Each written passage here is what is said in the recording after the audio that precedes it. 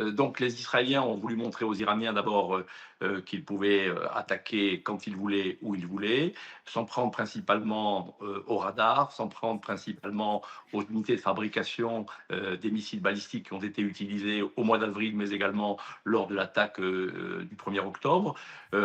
C'est tout à fait mesuré, tout à fait sous contrôle. Il appartient maintenant aux Iraniens de décider s'ils veulent aller plus loin ou s'ils veulent en rester là.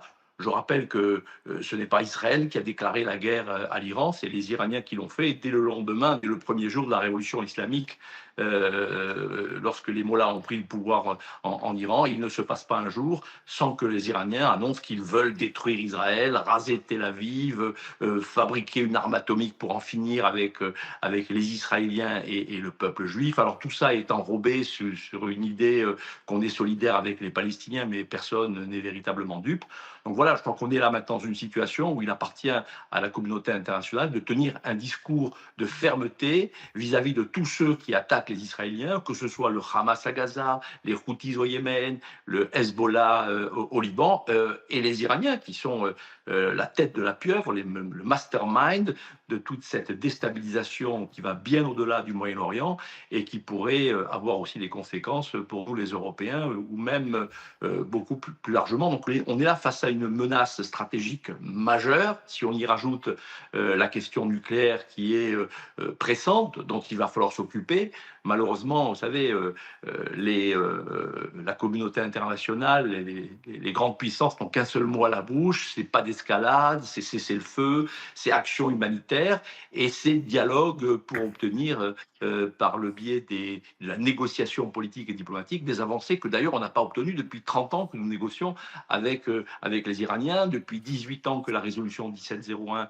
a été adoptée pour que le Hezbollah recule derrière le fleuve Litanie. Bref, tout cela ne mène strictement à rien, on se paye de mots et malheureusement, ce sont les atermoiements de la communauté internationale qui créent la situation de tension et de menace dans laquelle nous nous trouvons depuis le 7 octobre, bien sûr, mais depuis bien avant. Mais malheureusement, le 7 octobre est arrivé et c'est maintenant l'heure de vérité, dans le combat pour la vérité, qu'il est urgent de gagner. Les Israéliens ne gagneront pas cette bataille et cette guerre tout seuls.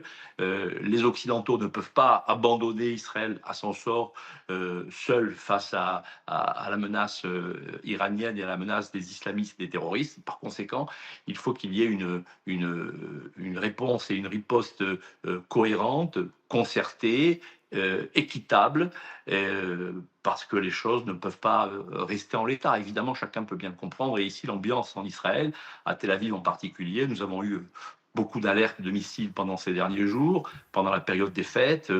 On sent l'anxiété, on sent la réticence d'un certain nombre de personnes à sortir, à aller à la plage, parce qu'il faut être en permanence à proximité d'un endroit où on peut se mettre à l'abri. Donc ça, c'est la réalité que vivent les Israéliens au quotidien.